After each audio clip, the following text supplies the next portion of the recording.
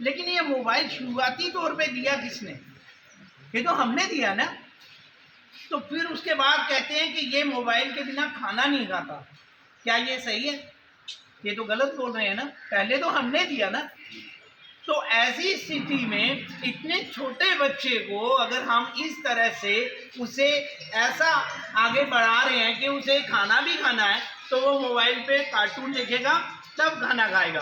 तो अब हम वेस्टर्न कल्चर की ओर जो जा रहे हैं, जैसे अभी आपने बहुत अच्छा पूछा, तो इसे वापिस कैसे लाया जा सकता है? ये तो हो ही नहीं सकता। ये तो वापिस तभी लाया जा सकता है कि जब वो व्यक्ति स्वयं वापिस आना चाहे।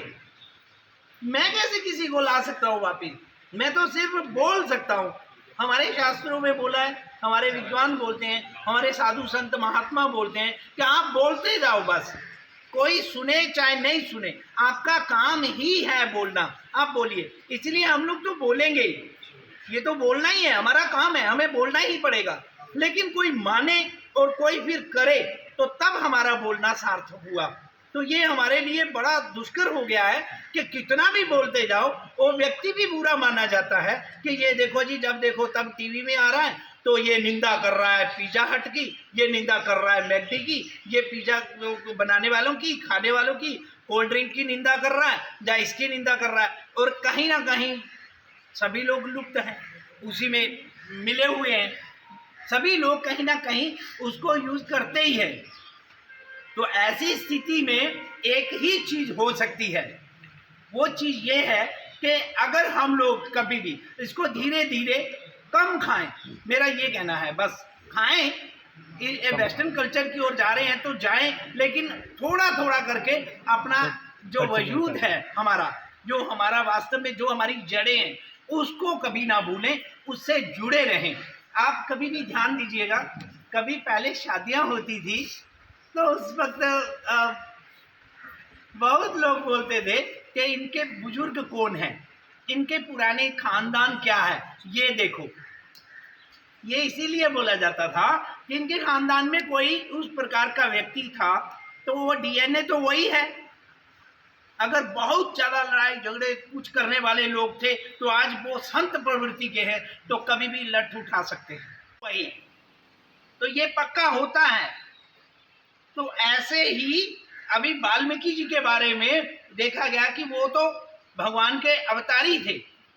तो संतों ने आगे देखा ये डाकू जैसा भेष बनाया हुआ है और करता भी है, लेकिन ये बन सकता है संत, क्योंकि ये पुराना इसके शरीर के अंदर जो इसका खून है, ये महापुरुष हैं और इनके दादा परदादा बड़े बड़े ऋषि मुनियों की सेवा करने वाले लोग थे। तो उनको जोड़ा गया, वो जुड़ गया।